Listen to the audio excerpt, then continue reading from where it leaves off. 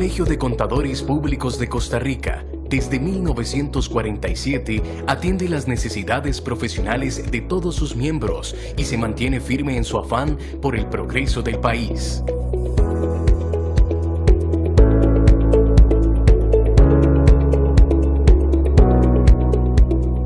Por estos pasillos han transcurrido más de 7 décadas matriculadas con la seriedad, el compromiso y el buen ejercicio de la contaduría pública costarricense. Y estamos afiliados a organizaciones mundiales que observan las normas profesionales de alta calidad y promover el progreso de la ciencia contable y afines. Los más de 7.000 profesionales que lo conforman conservan su afán por el desarrollo de todos los sectores productivos y de servicios a lo largo y ancho del territorio nacional.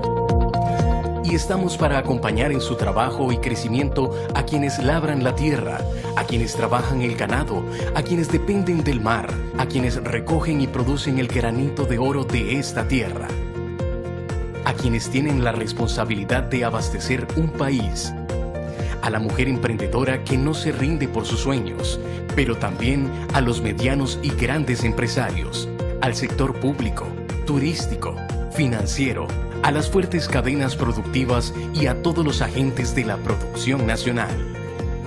La coyuntura actual y la transformación digital exigen al CPA ser un profesional aún más competente, con altos estándares de formación de clase mundial.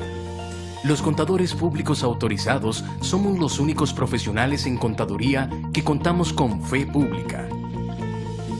Entre los servicios que desempeña un CPA son auditorías externas, preparación o certificación de toda clase de estados financieros y contables, peritajes contables, verificación de transacciones financieras o de libros, auditor interno, docente, consultor, asesor fiscal y financiero, generando credibilidad y confianza en la información financiera. Los CPA nos comprometemos en velar por los principios de experiencia, transparencia, independencia, credibilidad y constante actualización profesional. Si lo hemos hecho durante más de 70 años, ahora más que nunca estamos comprometidos con el desarrollo de su empresa, de su proyecto y del país. Consulte a su CPA o a su firma de contadores públicos autorizados debidamente inscritos, quienes formamos el Colegio de Contadores Públicos de Costa Rica, fomentando el conocimiento y la ética profesional, siempre al servicio de la sociedad nacional e internacional.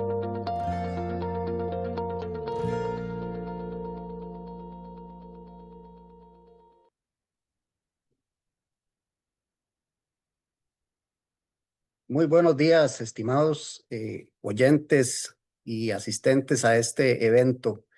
Les saluda el Colegio de Contadores Públicos de Costa Rica una vez más en el marco de los kioscos tributarios de este año 2026 que iniciamos el pasado 21 de febrero y que finalizamos el próximo 7 de marzo.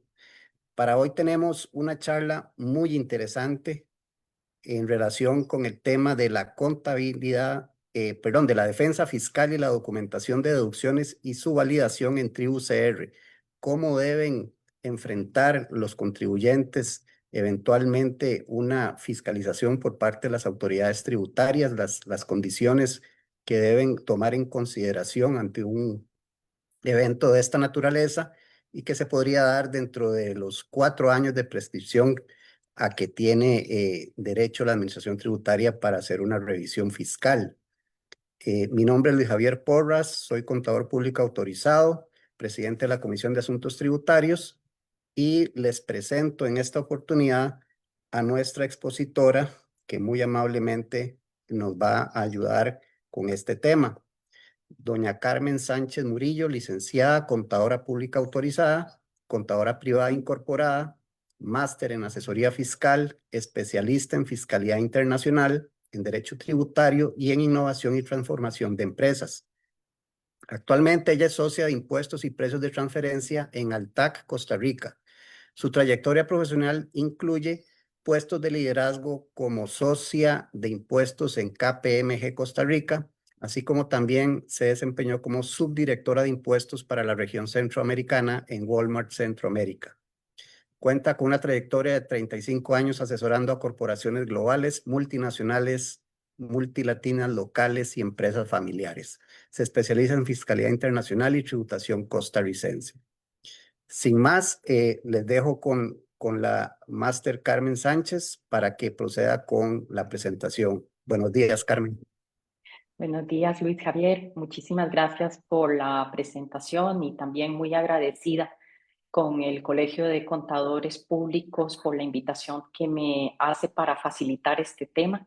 Creo que, como bien lo indica Luis Javier, es un tema sumamente rico donde todos tenemos algún tipo de experiencia, algún nivel de experiencia y podría ser un tema de debate por mucho tiempo. Así que, nada, siempre es mi privilegio facilitar estos temas. Voy a compartir mi pantalla para guiarnos con la presentación que hemos preparado. Por favor, me indican cuando podemos, están viendo mi pantalla.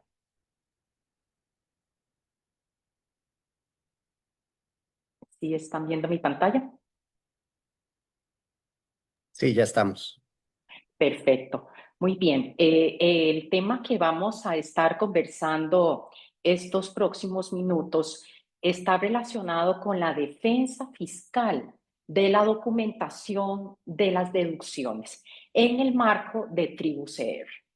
Bien, sabemos que la normativa que rige la liquidación de la base imponible del impuesto a las utilidades no ha sufrido modificaciones significativas a raíz de Tribu CR, ¿verdad? Pero que sí estamos ante un nuevo modelo de gestión de la información que está viajando a través de Tribu CR para que la administración tributaria la analice por medios tecnológicos y de automatización que lo ponen muy adelante en una posición bastante aventajada respecto del análisis de los datos de los contribuyentes. Entonces, sí hay una mayor rigurosidad, sí hay, porque tenemos que reconocer que queda una brecha de tecnología significativa entre los contribuyentes y la administración tributaria. Ya la administración tributaria puede determinar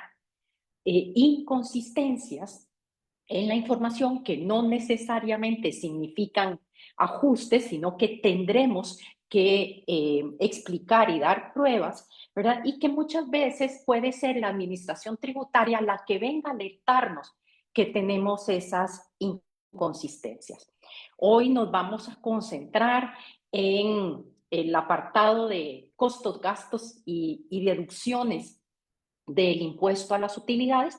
Sin embargo, algunos de los temas que quiero plantearles, pues aplica para todas nuestras obligaciones tributarias.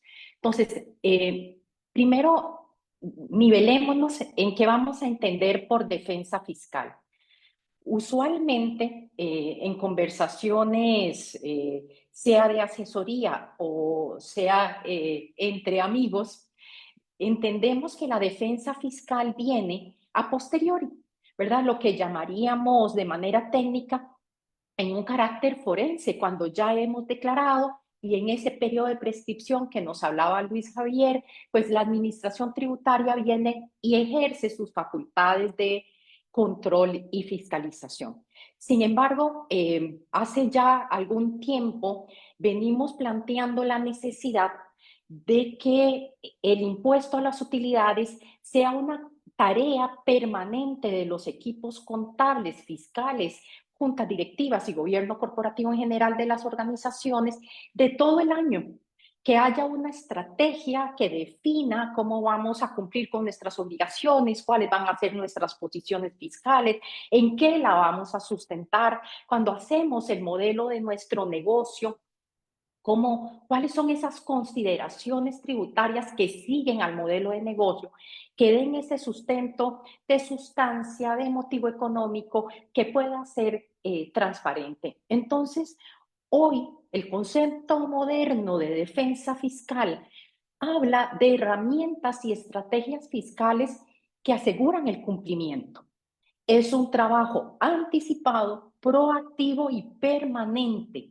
No es el trabajo, como les decía, de cuando nos requieren información o nos notifican de una actuación de control. Entonces, yo les invito a que sigamos el resto de los temas que tenemos para plantearles a todos ustedes, que tengamos en mente un concepto de defensa fiscal que requiere que nos documentemos de posiciones fiscales, de criterios, de transacciones, inclusive previos a presentar todas las declaraciones dentro de nuestras obligaciones tributarias. Para no hablar de lo que ya vemos, ya conocimos de TribuCR, que es lo que tenemos frontal, hablemos de lo que está detrás de TribuCR, que viene a modernizar esas actividades de gestión y control de la administración tributaria, que a la vez debieran implicar en nosotros los contribuyentes una visita, una revisión de nuestros procesos contables y fiscales a la luz de ese nuevo concepto de defensa fiscal. Lo primero que tenemos que entender es que nuestra contabilidad ya no es histórica, ya no es del cierre de mes o del cierre de año. Nuestra contabilidad ahora es evidencia en tiempo real. Recordemos que la contabilidad hace prueba en materia tributaria. Entonces, cuando nosotros emitimos facturas o cualquier comprobante electrónico, cuando nosotros recibimos comprobantes electrónicos por compras de bienes y servicios, cuando nos emitimos las facturas electrónicas de compra, todo esto está alimentando nuestro perfil de contribuyente en la plataforma digital del Ministerio de Hacienda y debiera a la vez estar alimentando nuestra contabilidad. En algún momento, en otra fase más adelante de TribuCR, sabemos que vienen las declaraciones prellenadas. ¿Y cómo se van a prellenar? Se van a prellenar con todos estos datos que están fluyendo en tiempo real a la administración tributaria y que debieran implicar en nosotros que también estamos llevando, no un espejo, la contabilidad original que hace espejo en el Ministerio de Hacienda. ¿Cuál es otro asunto del que tenemos que tomar conciencia, aunque lo vivimos todos los días? Es el protagonismo de los XML.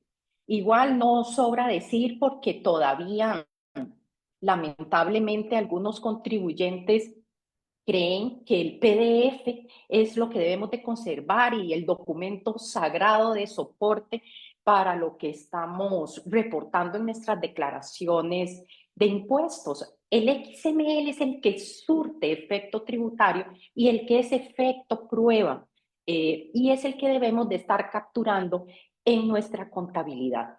¿Y qué encontramos en esos XML? O sea, para que yo creo que a veces es importante detenernos y decir qué es lo que está viajando al Ministerio de Hacienda en nuestras ventas y en nuestras compras.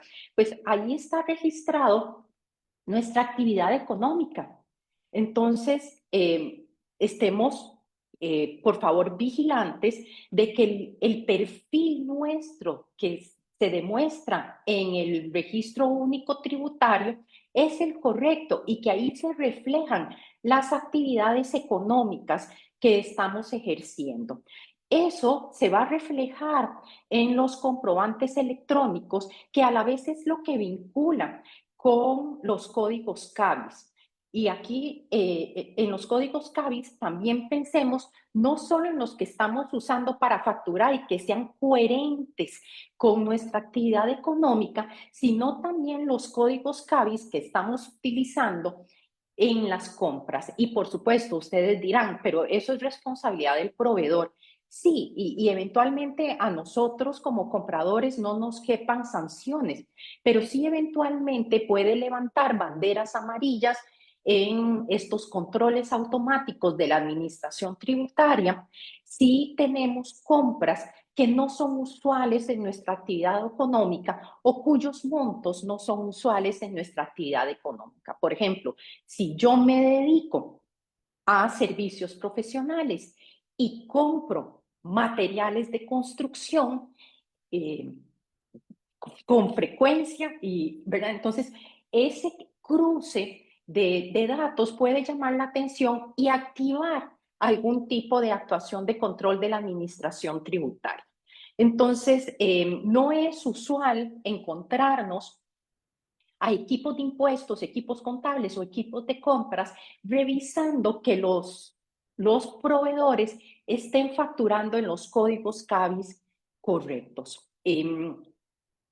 Un asunto muy importante, y me disculpan porque ando como con mucha alergia, cuando nos emitimos facturas electrónicas de compra que llevan de soporte la factura original del proveedor no domiciliado, sea por importación de servicios, por compra o por importación de bienes intangibles, somos nosotros los compradores al momento de emitirnos la factura electrónica de compra los responsables de asignarnos los CABIS correctos. A manera de ejemplo, porque lo tengo bastante fresco, un proveedor no domiciliado que factura a su cliente en Costa Rica y este contribuyente costarricense se emite la factura electrónica de compra con un supuesto debido cuidado como servicios de apoyo, cuando en realidad es un contrato de gerenciamiento y son servicios gerenciales, son CABIS completamente diferentes. Entonces, podríamos decir que no tiene una implicación desde la perspectiva del impuesto de remesas al exterior que le debo de retener, pero sí puede tener una implicación cuando me toque justificar el beneficio de ese servicio que he recibido.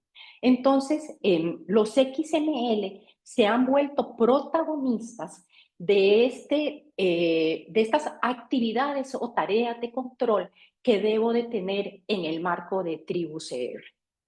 Estos asuntos hacen que la rigurosidad en la carga de la prueba se haya elevado. Y este es otro tema. Cuando nos hablan de carga de la prueba, usualmente tendemos a pensar que ocurre cuando la administración tributaria nos requiere información, nos requiere documentación. Sin embargo, en el marco de TribuCR, la carga de la prueba se genera en cada transacción a lo largo del año por estos temas que ahora tenemos en comprobantes electrónicos 4.4 y por el cruce de datos y la conciliación de datos que está ocurriendo cada vez que viaja nuestra información hacia la plataforma. Tenemos que tener presente que hoy hay herramientas más enfocadas, más precisas para esas actuaciones de control. También era usual, antes de TribuCR, que nos preguntaran a los asesores tributarios ¿y cuál es la probabilidad de detección? Y cuando respondíamos de la probabilidad de detección, nos preguntaban, perfecto, y una vez detectado, ¿cuál es la probabilidad de ajuste? ¿Verdad? Esas probabilidades ya ahora se elevaron y no es asustar. Hay un colega que dijo de manera jocosa, pero muy cierta, que los contribuyentes se mueven entre dos aguas, entre el asesor que asusta y una administración tributaria que aterroriza. No deja de tener razón, pero también tomar conciencia de cuáles son las herramientas que hoy tiene la administración tributaria nos ayuda de manera proactiva y preventiva a mitigar esos riesgos que se elevaron con la probabilidad de detección y de ajuste de manera automatizada. También yo encuentro de mucho valor agregado, aunque todavía no tiene para muchos contribuyentes información actualizada y correcta, el acceso a la cuenta tributaria. Antes dependíamos de fuentes de información diversas para poder conocer cuáles eran los datos que podíamos utilizar como saldos a favor, retenciones de datáfono y otros elementos deudas pendientes y otros a los que hoy tenemos acceso. Entonces, si bien es cierto, todavía falta estabilizar esta cuenta tributaria y contiene errores para muchos contribuyentes, también forma parte de nuestra defensa fiscal saber qué es lo que es visible a la Dirección General de Tributación como deudas pendientes, créditos disponibles, saldos migrados inconsistentes, en fin, y toda esa otra información que hoy nos proporciona TribuCR. Entonces, este es algunos de los asuntos que nos pareció relevantes poner sobre la mesa para hablar de defensa fiscal y que ocurren detrás de lo que vemos cuando entramos a la oficina virtual. ¿Qué está pasando con nuestros datos y qué implicaciones tiene la información que está fluyendo de nosotros mismos como contribuyentes y de las otras partes dentro del sistema tributario que también proporcionan información sobre nosotros y que forman parte de ese perfil que se está construyendo día a día de cada contribuyente en la plataforma digital de Hacienda? Entonces, conociendo qué es lo que está ocurriendo ahí por detrás en la inteligencia del sistema, ¿cuáles consideramos en la defensa fiscal que deben ser esas actividades de monitoreo continuo? Ya decía, para ir como construyendo y no dejando temas, sino que veamos cómo todo esto construye. Si la defensa fiscal es una tarea de todos los días y el impuesto a las utilidades no es algo que me debe sorprender cuando calculo mi base imponible, sino que voy administrando ese costo fiscal a lo largo del año, ¿qué es lo que los equipos contables y fiscales deben de estar continuamente monitoreando? Deben formar parte de sus tareas del día con día y del cierre mensual. Les decía, las actividades económicas inscritas, porque esto es lo que va a alimentar ese vector fiscal, que es una novedad en TribuCR y que termina siendo el ADN de cada contribuyente. Ese vector fiscal es el que nos dice cuando entramos a la OBI, usted tiene pendiente la declaración de IVA, tiene pendiente la declaración de renta, tiene pendiente, ¿verdad? Y es el que nos dice usted es persona física y nos permite ver únicamente las declaraciones de persona física, o usted es persona jurídica o usted es persona pública y nos despliega solo lo que es atinente al contribuyente específico. Entonces, antes registrábamos solamente la actividad económica principal, aunque hemos tenido siempre la obligación de registrar todas nuestras actividades económicas, la verdad es que ya ahora sí hay una implicación de que no estemos actualizados.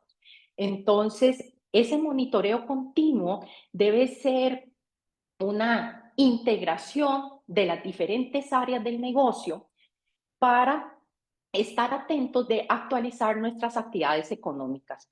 Ocurre no por ocultar, no por falta de transparencia, sino porque los negocios ahora evolucionan rápidamente, que una empresa, una junta directiva, una asamblea de accionistas decide iniciar un nuevo giro de negocio a la par del que ya tienen o los que ya tienen, ¿verdad? Y no involucran en esas mesas de diseño de modelos de negocio o mesas estratégicas a los equipos de impuestos. Y el equipo de impuestos es el último en enterarse que algo ocurrió, que algo cambió y quizás ya hayan pasado los plazos perentorios para hacer los cambios y se activan sanciones. Entonces, esto ha implicado también que los gobiernos corporativos tengan más consideración de las obligaciones tributarias en este sentido. Los códigos CABIS utilizados en la venta y en la compra, que ya comentaba antes, debe estar en ese monitoreo continuo. Ahora, también es importante en la parte de las compras, igual yo sé que no es una actividad frecuente, pero que validemos la situación tributaria de nuestros proveedores. no porque seamos responsables de ellos, ni porque vayamos a ser solidariamente responsables de sus obligaciones tributarias, sino para estar seguros de que estamos haciendo transacciones con proveedores que cumplen con sus obligaciones tributarias, especialmente en las compras de mayor cuantía. Ahora es más recomendable que antes que entremos a revisar su situación tributaria, que es pública. La encontramos ahí en la OBI sin ni siquiera necesidad de entrar con nuestro usuario. Si estamos con proveedores omisos o con proveedores que no existen, pero recibimos facturas, ¿verdad? Hagamos una debida diligencia de preguntar con la evidencia que sacamos de la oficina virtual de Hacienda qué está pasando, ¿verdad? Y que evaluemos el potencial riesgo que podamos estar asumiendo de facturas que no son válidas, porque todavía se da de eso, según me he enterado en diferentes conversaciones. Entonces, esa debida diligencia dentro de nuestras actividades de defensa fiscal no está sobrando. Ahora, el monitoreo de tener estados financieros conforme NIF. También es bastante frecuente que algunos contribuyentes o todavía muchos contribuyentes lleven lo que se llama la contabilidad fiscal. No existe una contabilidad fiscal, solamente existe la contabilidad conforme el marco contable aprobado, adoptado por el Colegio de Contadores Públicos de Costa Rica. Y esas son las normas internacionales de información financiera, plenas, pymes, sector público. Entonces, tenemos que la normativa tributaria, y lo encontramos en diferentes cuerpos legales y reglamentarios, lo podemos encontrar en el Código de Normas, en el Reglamento de Procedimiento Tributario, en la Ley de Impuestos sobre la Renta, en el Reglamento de Impuestos sobre la Renta, que la contabilidad que surte efecto de prueba, como decíamos, debe estar preparada conforme NIF. Ya hay algunos casos controversiales en litigios donde la administración tributaria en actuaciones de control ha desconocido la contabilidad. Entonces, este es un asunto igual del que cada vez se toma más conciencia, hay más actividades de capacitación, pero tenemos que abandonar el concepto de tener una contabilidad para efectos tributarios. No, la contabilidad es conforme NIF, porque inclusive la misma norma tributaria así nos lo exige. ¿Qué es lo que hay en el intermedio entre la contabilidad conforme NIF y la declaración del impuesto a las utilidades? Pues los criterios interpretativos donde la administración tributaria nos indica cómo debemos ajustar en una conciliación fiscal esa norma contable para efectos tributarios. Y aquí, bueno, siempre nuestra recomendación va a ser, hagamos un análisis cuidadoso de lo que establece la Ley de Impuestos sobre la Renta y el reglamento para cada tipo de gasto. Ahí vamos a encontrar que eventualmente tenemos ingresos que son exclusiones de la renta bruta. Podemos encontrar que tenemos gastos que no son deducibles u otros gastos deducibles adicionales. Y así vamos construyendo nuestra conciliación fiscal, que es lo que nos permite luego liquidar una base imponible conforme lo establece la norma. Y para todo esto tiene que haber documentación. Ahorita más adelante me voy a referir a esa documentación, ¿verdad? Pero esto también tiene que ser una actividad de monitoreo continuo. Esto debe ser un tema especialmente para las transacciones materiales y extraordinarias de evaluación permanente. Es muy triste llegar a una liquidación de base imponible y darnos cuenta que si bien nuestra tasa nominal de impuesto sobre la renta es 30% para personas jurídicas, la tasa efectiva de renta terminó siendo 50%. O sea, la mitad de nuestra utilidad financiera se fue en impuesto de renta, porque no hicimos un monitoreo continuo de todas estas actividades de defensa fiscal. Entonces, de partida, para seguir construyendo requisitos generales de deducibilidad del gasto, todos los sabemos de memoria, los podríamos recitar. Los gastos deducibles deben ser necesarios para generar ingresos actuales o potenciales gravados. Y ya aparecen algunos momentos que decimos, sí, ya lo sé, pero ya lo sé es que si yo ahora tengo en mi declaración de renta, en la sección de renta bruta, exclusiones de la renta bruta, tengo una norma que dice que debo determinar si hay gastos, costos y gastos asociados a esas exclusiones de renta bruta, porque los mismos serán no deducibles. Y si no tengo la posibilidad de determinar, pues entonces debo de aplicar una proporcionalidad, definir una metodología que aplicaría en los siguientes años. Entonces, ahora, cuando hablábamos antes de la probabilidad de detección y que ahora se elevó la probabilidad de detección porque la línea específica de exclusiones de renta bruta, que por cierto cambió su aritmética en el formulario actual, ya hay un algoritmo dentro de esa plataforma tecnológica del Ministerio de Hacienda que va a determinar o va a levantar una banderita amarilla para gestión de cómo traté los posibles costos y gastos que no fueron útiles o necesarios para generar esos ingresos gravados.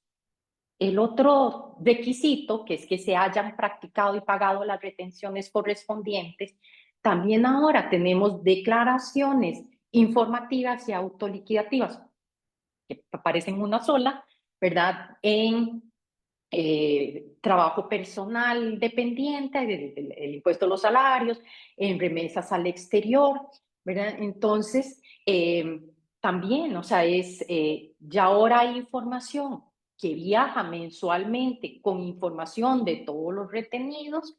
En el caso de remesas al exterior, va a vincular con la factura electrónica de compra y es lo que nos va a servir de soporte cuando digamos que sí practicamos y pagamos las retenciones correspondientes cuando se debía. Y el tercer requisito es los comprobantes de respaldo autorizados y aquí vinculamos con toda la normativa de comprobantes electrónicos 4.4.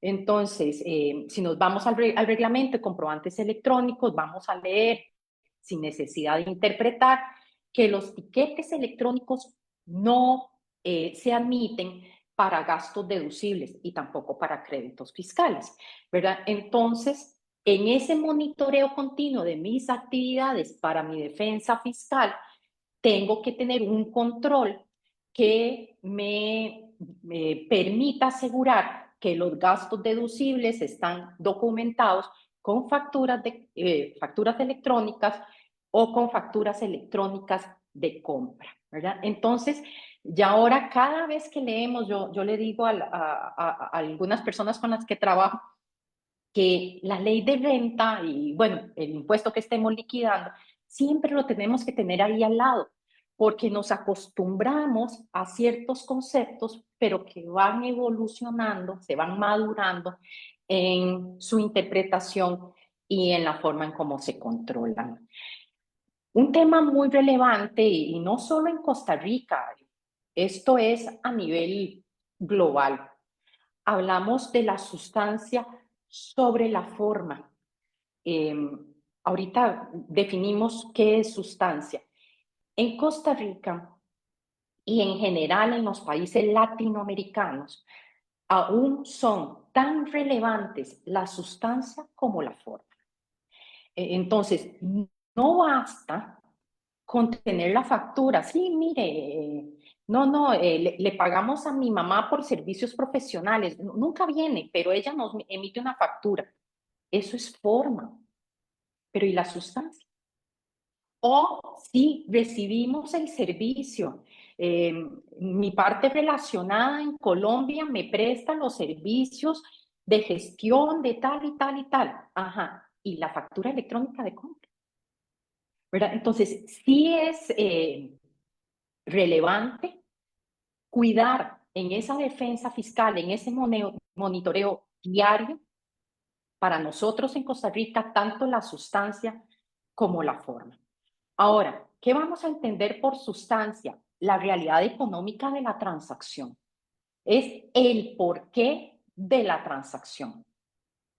Y ahí muchas veces, sobre todo en transacciones con vinculados, fallamos. Y digo entre vinculados, no solo extranjeros o no domiciliados, también vinculados locales. Hay grupos económicos que tienen una holding accionaria que a la vez presta los servicios gerenciales del grupo económico. Y sí, están ahí trabajando, esos directores están ahí todos los días, sí gestionan, pero ¿cómo probamos el beneficio a las subsidiarias o a las otras empresas? Y pues hablemos también de no vinculados. Si yo soy asesora y estoy atendiendo a una empresa y no entrego un reporte, ellos no tienen manera de justificar el valor que agregué como asesora, pues puede llegar a cuestionarse ese porqué de la transacción. Entonces, en la realidad económica, poder justificar la causa de la transacción a través del beneficio que provocó al contribuyente es sumamente relevante. Y como les decía, requiere de documentación, soporte. No basta con que haya una factura. La factura electrónica no es suficiente para probar ese beneficio del gasto o del costo. Ahora, en esa realidad económica también viene siendo muy relevante, y esto también lo vemos no solo en Costa Rica, a veces decimos es que tributación es voraz, pero es que hay una evolución de los sistemas tributarios y no solo lo estamos viendo en Costa Rica, es la proporcionalidad y la razonabilidad de esos costos y de esos gastos en el marco de la realidad económica. Entre partes relacionadas, pues tenemos todo el concepto de principio de plena competencia, que es toda una materia por sí misma, pero también se da entre no vinculados esa necesidad de que el gasto, podamos probar que el gasto es coherente con el tamaño de negocio. A finales del año pasado, que les compartía una experiencia de una microempresa que tenía dietas a junta directiva, a miembros que eran los mismos socios, prácticamente equivalentes a sus ventas. Pero entonces ahí el primer cuestionamiento es, ¿y esto es razonable? ¿Esto no se parece más a dividendos o a otro tipo de compensación que dietas a junta directiva? Pues de eso es de lo que estamos hablando. Cuando hablamos de documentación, ya les decía, la factura electrónica es tremendamente relevante. Nos pueden desconocer un gasto si no tiene factura electrónica. Tendemos a pensar también en los contratos y tiene que existir contratos para determinado tipo de transacciones. Y los contratos no se construyen cuando me los requiere la Dirección General de Tributación. Los contratos se construyen cuando estoy acordando términos y condiciones con mis proveedores. Pero también pensemos en los medios de pago. Recordemos que tenemos una resolución que indica que los gastos en efectivo que superen los 3 salarios base no son deducibles. Entonces, bueno, y más allá de eso, la trazabilidad del pago de los costos y los gastos también está siendo un tema relevante. Si yo acumulo gastos, y esto también se da más entre partes vinculadas, mi relacionada me factura, y yo nunca le pago. es bastante razonable que la administración tributaria dude de que ese gasto tenga una realidad económica.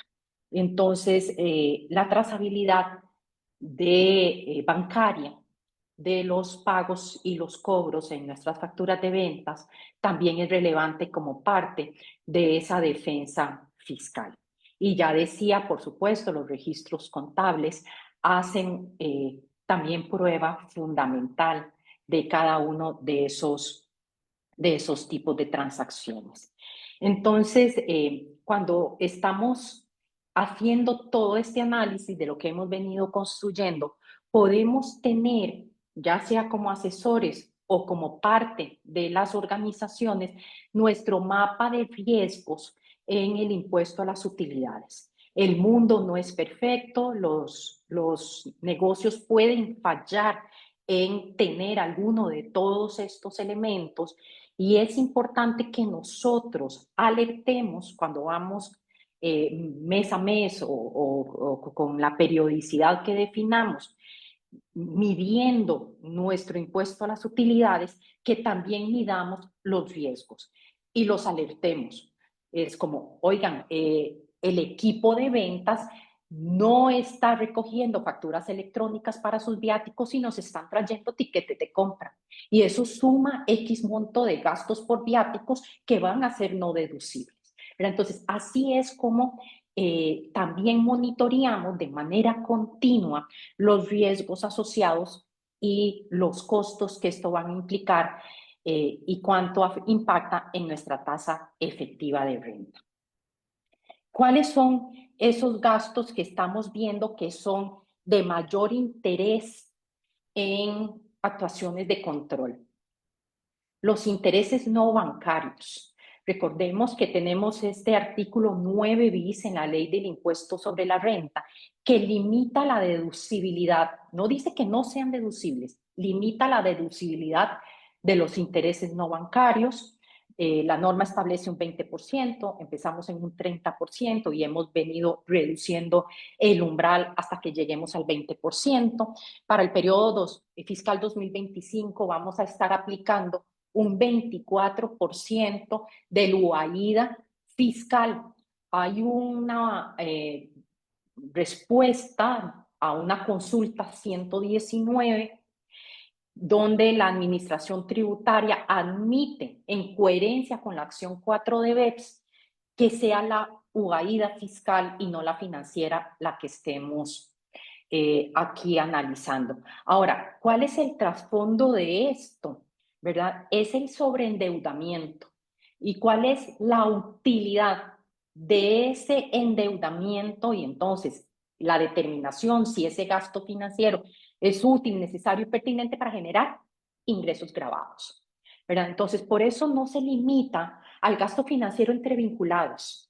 Pongamos atención que es el no bancario, o sea, todos los demás gastos por intereses deben de pasar este filtro. Lo que exceda podemos diferirlo, no, por el momento no tiene plazo de prescripción, pero la documentación soporte de la utilidad del financiamiento es hoy lo que está en el foco, bueno, ya por mucho tiempo, de la administración tributaria.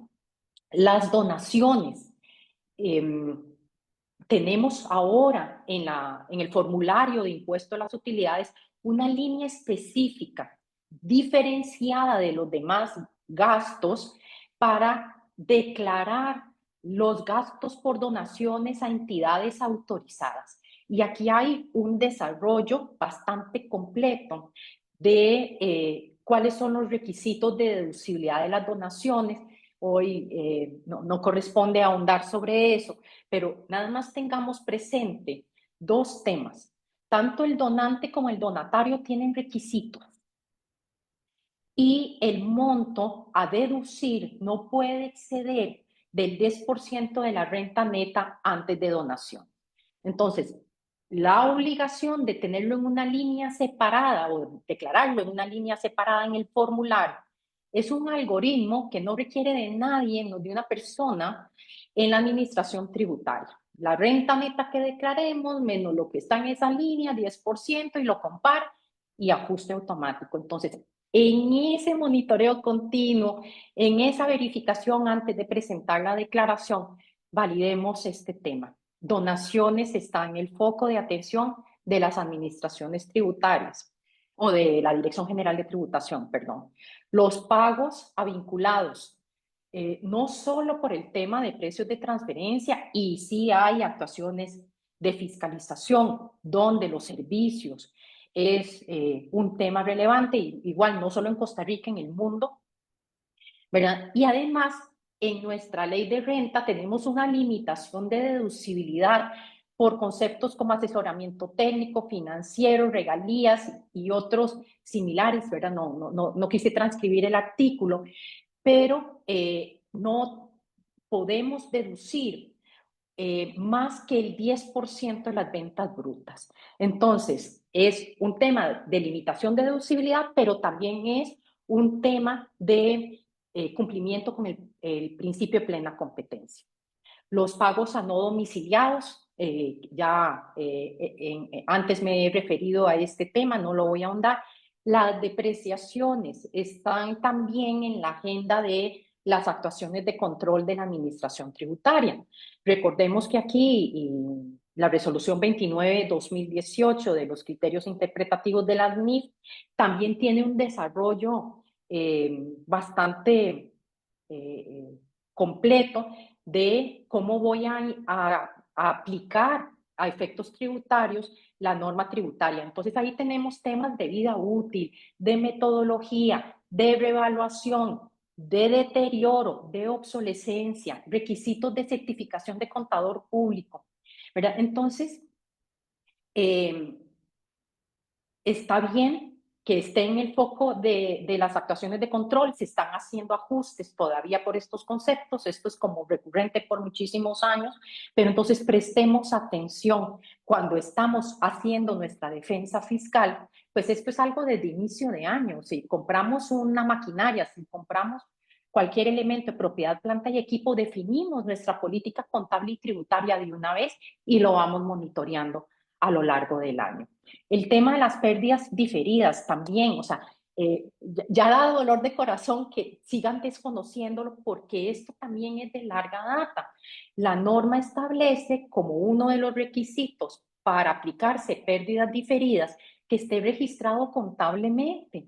Y si me voy conforme las NIF, a las NIC 12, a la NIC 12, voy a encontrar que lo que tengo que registrarme es un activo de impuesto de renta diferido. Y dependiendo de mi actividad económica, tengo un plazo para aplicármelo contra futuras utilidades fiscales. Entonces, que tengamos ajustes, traslados de cargos por este tema, la verdad que ya llama la atención, pero sin duda sigue siendo un tema que provoca ajustes fiscales.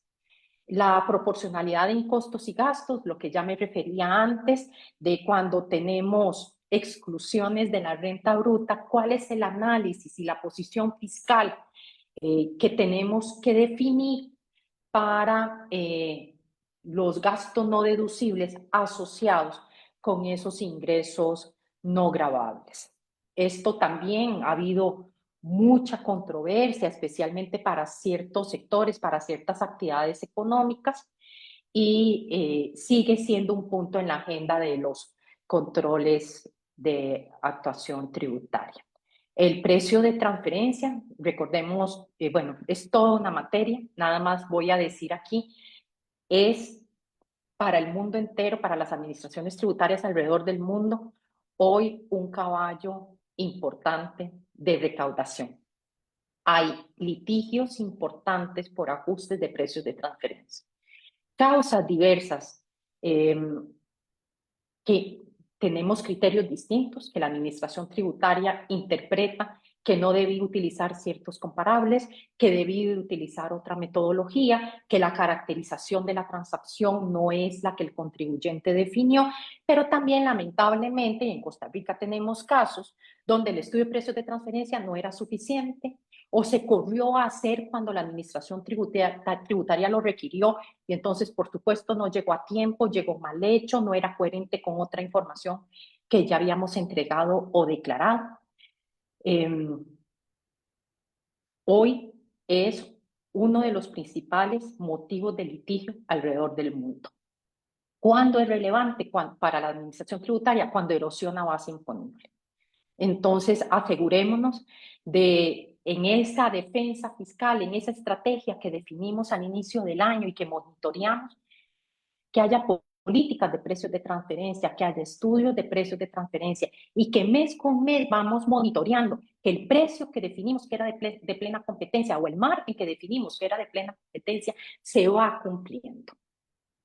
Ya pues me he referido al tema de la documentación suficiente y competente, a los criterios de utilidad, necesidad y pertinencia que siguen siendo temas por los que nos desconocen costos y gastos y nos hacen traslados de cargos. Entonces, si recogemos todo lo que hemos venido conversando, ¿qué debe incluir ese archivo de defensa fiscal? Y en algunos casos las transacciones pues son del día con día y ya está, o sea, todo está cumplido, pero por favor asegurémonos que estos 6 elementos de un archivo de defensa los tenemos para las transacciones materiales y para las transacciones extraordinarias. ¿Qué debe contener esa defensa fiscal? La argumentación y la documentación de carácter legal. Y aquí estamos hablando la prueba de vínculo jurídico. ¿Qué me vincula en esa transacción? Y los contratos. A nivel operativo, la prueba de beneficio. ¿Por qué entré en esa transacción? ¿Qué beneficio le provocó a la organización? ¿A dónde agregó valor? Y los entregables que van a documentar eso. Informes, ya sean internos o externos, y el beneficio de los intangibles que estoy pagando al exterior, esos servicios del exterior, los reportes, esta centralización que provoca sinergias en los grupos económicos, pero entonces esta centralización de los equipos contables o de compras, etcétera, cómo documentan su trabajo diariamente o mensualmente o según las tareas que se le asignen para luego no tener una controversia fiscal en esa prueba de beneficio. Tenemos la defensa, en el file de defensa también el elemento digital, ya lo decíamos hace unos minutos, los XML hoy son los protagonistas. Entonces, ¿cómo estamos archivando? ¿Cómo estamos custodiando esos XML por el plazo de la prescripción? Recordemos que este es un requisito que califica o descalifica el gasto. Entonces, el elemento digital de la defensa fiscal es un indiscutible. En los demás podríamos decir, bueno, es que yo pienso y argumento, pero el XML es indiscutible, o está o no está.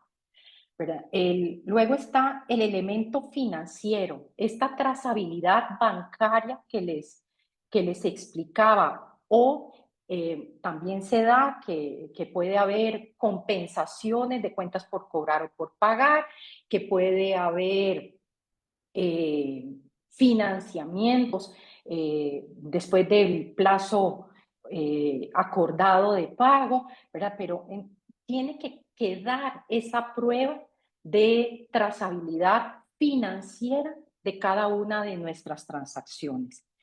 El elemento tributario que ya hablábamos, asegurémonos de hacer negocios con proveedores transparentes, visibles, registrados, que tengan actividades económicas asociadas con los CABIs con los que nos facturan. Y nosotros también, como proveedores de bienes o de servicios, asegurémonos de no meternos en problemas nosotros ni meter en problemas a nuestros clientes. Facturemos bien. Si yo presto servicios profesionales y luego facturo con un CABIS que no es de servicios profesionales por cualquier razón, adrede o por ignorancia, puedo meterme en problemas yo y a mi cliente. Y el elemento contable, que ya decía, comprende los registros contables, la correcta clasificación contable, los estados financieros, los auxiliares. Entonces, pensemos en algunos casos, cuando ya incorporamos estos 6 elementos, pues ya solo van fluyendo en nuestro día con día. Por el momento, los que somos responsables del cumplimiento tributario de las empresas, pues pongamos ahí un post-it, ¿verdad? ¿Y este gasto, a dónde está el XML? ¿Y ese proveedor quién es? ¿Y cuál es el registro contable que hicieron? ¿Y a dónde está el contrato? Y van a ver que luego ya en el día con día, esto solo fluye. El mapa de riesgos, entonces, en esa defensa fiscal, porque les decía, no hay contribuyente perfecto, no hay administración perfecta, no hay plataforma perfecta en el mundo. Tenemos los elementos de esa defensa fiscal cumplidos. Vayamos en paz. Tenemos insuficiente prueba de beneficio, que hoy nos lo piden, motivo económico, sustancia económica, realidad económica. Tenemos banderita amarilla. Veamos cómo podemos mitigar, cómo podemos influenciar en los procesos de las organizaciones para que pasemos a un riesgo bajo. Y otro tema es posiciones fiscales abusivas. Hay contribuyentes que juegan en rojo, ¿verdad? Entonces, seamos conscientes de cuáles son las implicaciones y cuáles serían las soluciones alternativas para por lo menos pasarnos a un escenario donde podamos administrar mejor. Diferente es cuando tenemos una opinión diferente con la administración tributaria, ¿verdad? Que hay bastantes ejemplos, ¿verdad? Entonces es mi criterio contra el de la administración. Perfecto, pero mi criterio tiene que estar argumentado, tiene que tener un sustento legal. Es que voy a presentar yo como interpretación razonable de la norma ante aquello que la administración tributaria interpreta como abusivo. Pero entonces se da de las dos partes. Tengámoslo en el mapa de riesgos, igual que si estamos ante falta de documentación. Ya les decía, los XML son unos indiscutibles, los contratos podríamos eventualmente subsanar deficiencias y en fin, aquí les dejo algunas ideas, Luis Javier, y atenta a cualquier comentario tuyo o de la audiencia o preguntas. Muchísimas gracias, Carmen. Muy clara tu ponencia y definitivamente es un tema que los contribuyentes tienen que poner mucha atención, más ahora con la nueva plataforma de TribuCR y los controles que se van a venir ahora incluso con ayuda de inteligencia artificial. Tenemos varias consultas. Vamos a ver. Aquí el caballero Business HMB nos pregunta, hola, buen día. Hablando de facturas válidas, consulta las facturas de compra que se deben realizar para los servicios del exterior, deben llevar el IVA para que luego sea repercutido. En otras palabras, se debe realizar la factura e incluir ese IVA para luego reflejarlo en el formulario de IVA y repercutirlo, o la factura de compra se emite sin IVA. Sí hay IVA y la ley de IVA lo identifica como la inversión del sujeto pasivo y también lo tenemos en el formulario de IVA. Yo me repercuto el 13, pero bueno, debito el 13 y acredito el 13 si no tengo proporcionalidad en el IVA o le aplico proporcionalidad al crédito fiscal. Sí, en teoría el efecto es cero, ¿verdad? Exacto. Porque al igual que estás repercutiendo el IVA y como vos decís, aplicando la figura de la inversión del sujeto pasivo y entonces digamos que lo estamos asumiendo el IVA que debe pagar el no domiciliado, igual después lo vamos a acreditar inmediatamente en la misma declaración y por ende el efecto debería ser cero, a menos, claro está, que tuviera algún tipo de proporcionalidad que aplicar, ahí si no va a ser el mismo efecto, ¿verdad? correcto. Así es. Vamos a ver. Milton García Canales nos consulta, ¿dónde puedo ver un machote de la conciliación fiscal? Bueno, en realidad ese no, me adelanto, no es un tema de esta charla. Básicamente, la típica conciliación fiscal es a partir de la utilidad o pérdida neta del periodo contable y a partir de ahí sumarle los gastos no deducibles y restarle los ingresos no gravables típicos en un tipo de negocio. No sé si tienes algún comentario, Carmen, Sí, adicional. sí, a mí sí me gusta. Bueno, ayer también tuve el privilegio de impartir otra charla y ahí dejé como una sugerencia de conciliación fiscal, pero tiene que ser un papel de trabajo, ¿verdad? No es algo que hago en la declaración y luego no tengo Sí, cómo validar. Tiene que ser un papel de trabajo. Además, recordemos que la conciliación fiscal la requiere la norma tributaria. Tributación en actuaciones de control sí nos pide la conciliación fiscal. Entonces, como dice Luis Javier, partimos de la utilidad o pérdida según NIF. Restamos los ingresos no grabados, sumamos otros ingresos grabados, como podría ser una recuperación de cuentas imcobrables que antes me había deducido, sumo los gastos no deducibles y resto otros gastos deducibles, como podría ser el beneficio que nos otorga cuando adecuamos puestos de trabajo para discapacitados, que no es contable, pero es fiscal. Y así llego a la determinación de la utilidad o pérdida fiscal, ¿verdad? Pero que sea un papel de trabajo trazable. sí, muy bien. Luego, don Bernal Monje Pacheco nos consulta, ¿se protege bien la información personal en la plataforma fiscal?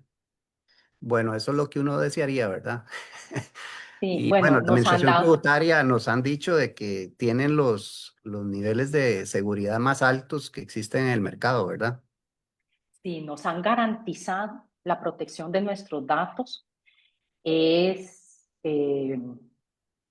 una garantía que esperamos que sí se cumpla. Sé que usualmente tenemos el bendito hackeo ahí atrás en la memoria de Sí. que pueda volver a pasar, pero inclusive hay todo un protocolo de seguridad de la información que está ahí. Sí, y más ahora que no solo información personal, ¿verdad? De los contribuyentes o representantes legales, sino también es cuentas bancarias que antes no tenía acceso la administración tributaria, ¿verdad? Así es. Bueno, don Beto Flores nos consulta cómo se puede defender el contribuyente cuando la administración tributaria omite retenciones a favor del contribuyente y que al hacer el proceso de solicitud de revisión se toma un periodo de 60 días para resolver, con lo cual se obliga al pago del impuesto porque la fecha de pago del impuesto de utilidades es el 15 de marzo. Y esto claramente deja indefenso al contribuyente por resoluciones tardías y que la devolución de dineros por parte de Hacienda es todo un tema. Y totalmente de acuerdo, o sea, sí hay, bueno, y ahora antes hablábamos de que no, yo, por lo menos yo, esto es algo muy personal. Yo no esperaba llegar a febrero o marzo con esos errores todavía en Tribu CR.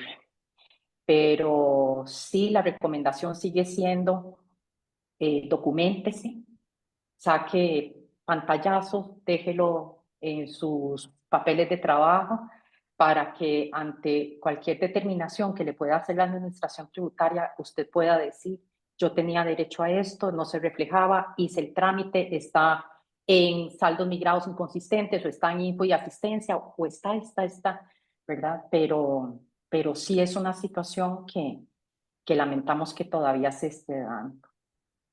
Ahora, ¿a vos qué te parece la posibilidad de que el contribuyente no pague esa deuda que queda abierta en Hacienda por efectos de que no se está aplicando correctamente las retenciones conforme, digamos, a los registros del contribuyente y se espere a la respuesta de Hacienda? Y si la respuesta es positiva en el sentido de que le da la razón al contribuyente, pues esa deuda no existía y no se debió haber pagado, ¿verdad?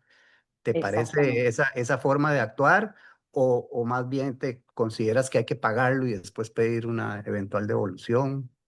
Yo he asesorado empresas que han tomado las dos posiciones. En montos de menor cuantía han decidido pagar. Ujú. En los de mayor cuantía, sí vemos, está ahí morosa y dice deuda pendiente, pero hay un trámite abierto reclamando saldos migrados inconsistentes. Entonces, cuando esto se resuelva, lo siguiente es la apelación por eso. O sea, hay un debido proceso. Yo no creo que estemos tan indefensos como parece que lo estamos. Lo importante es tener la documentación soporte. Yo tenía un saldo a favor. Por ejemplo, ayer en esa charla decían, es que no me aparecen los pagos parciales y sí los hice. Por Dios, no voy a volver a pagar eso. Sí, ¿Verdad? Deje la deuda pendiente porque usted tiene sus pagos parciales ahí, haga la gestión de acuerdo como lo establece Tribu y cuando se resuelva, que le anulen esos intereses que va acumulando esa supuesta deuda pendiente. sí, sí, correcto, porque también existen casos, por ejemplo, en donde el contribuyente tenía saldos a favor de IVA y bajo el sistema anterior venía aplicando compensaciones en los pagos parciales de renta, ¿verdad? Cuando vino el tercer pago parcial de renta y ya la compensación ya no es automática o el contribuyente no es el que propiamente la aplicaba, sino Hacienda, entonces no se tuvo que hacer subir el caso, ¿verdad? Para que aplique la compensación en el sistema. Y a esta fecha ya con la presentación de renta no se ha resuelto. Entonces volvemos al tema, o sea, hay un pago parcial pendiente, se supone pendiente, pero se subió el caso, no se ha resuelto Exacto. y es un monto considerable, ¿verdad? Entonces, ahí la Sí, recomendación, como vos decís, puede ser no pague y espere la resolución porque eventualmente le asiste la razón al contribuyente de que podía compensarlo con los saldos a favor de IVA, ¿verdad? sí. Ahora, Luis Javier, también tenemos los casos a la inversa, que aparecieron saldos a favor que no son del contribuyente y como que aplican automáticamente.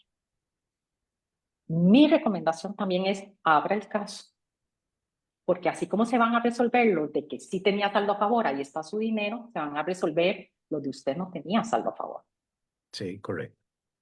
Sí, tenés razón, hay casos en donde salen créditos que uno no sabe de dónde y el contribuyente cree que se pegó la lotería, ¿verdad? Porque no tuvo que pagar el IVA en ese mes. Pero Exacto, no, eventualmente en un futuro le puede llegar un cobro ya con intereses, ¿verdad? así es. Ok, tenemos, vamos a ver, otra preguntita. En caso de donaciones, se habla que se puede donar el 100% menos del impuesto sobre la renta a la Catedral Metropolitana para las reparaciones de la iglesia. Consulta, ¿a futuro esto puede ser cuestionado por la Administración Tributaria? Hoy yo lo investigué la semana pasada justamente por consulta de un colega. Esa ley sigue vigente. Sigue vigente, sí, correcto. Sí. Recuerden que es por una única vez. Una única vez. Entonces, si ya yo utilicé esa única vez, Sí, no ya. arriesguen. Ahora bien, no he visto el formulario en detalle en esa parte. Ese crédito se puede poner en forma manual, me imagino. Sí, sí, está en la parte de Peor. determinación del impuesto y Sí, se puede digitar ok. otros créditos. Sí, sí, para responder la consulta, sí se puede reflejar el crédito directo al impuesto, ¿verdad? En lugar de pagarle el impuesto a Hacienda, se lo dona a la iglesia y por una única vez y no puede ser cuestionado por Hacienda. Si usted demuestra que es la La, única vez que lo ha hecho, no puede ser la cuestionado. ley está vigente Está ahora, de vigente. vuelta, la trazabilidad bancaria, la documentación soporte, todo lo Correcto. que ya hablamos. Muy bien.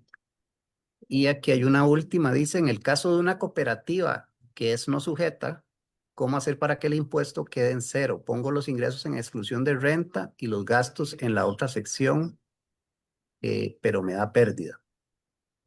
Sí, eso es una de las inconsistencias del formulario.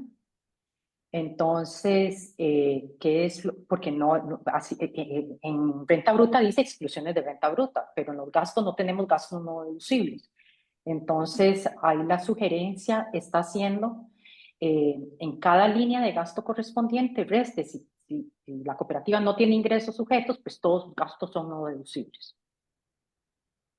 Ok, perfecto. Bueno, creo que esas serían todas las consultas que tenemos. Les informo que pueden seguir enviándonos las consultas aquí en el chat de Facebook Live. Y también ahí estamos agregándoles un link que la Universidad Fidelitas puso a disposición para seguir subiendo consultas al respecto y en el transcurso de la semana podemos seguir apoyando en sus respuestas. Agradecemos muchísimo a doña Carmen por la presencia en este kiosco tributario y les esperamos para futuras entregas de aquí. Recuerden, al 7 de marzo vamos a seguir teniendo diferentes kioscos tributarios, tanto virtuales como presenciales. Estén atentos a nuestras redes sociales con los diferentes temas que vamos a tener siempre actualizados y muy interesantes para que todos tengan presentes este cierre fiscal 2025. Le agradecemos mucho a todos su presencia. ¿Alguna última acotación, Carmen? No, muy agradecida con el colegio, con usted, Luis Javier, y con todos los que nos pusieron tanta atención, a disposición siempre. Perfecto, muchísimas gracias, Carmen. Bueno, estimados oyentes y asistentes a esta charla, les agradecemos mucho y esperamos verlos en futuras emisiones. Muchas gracias a todos Buen y que día. tengan un buen día. Hasta luego.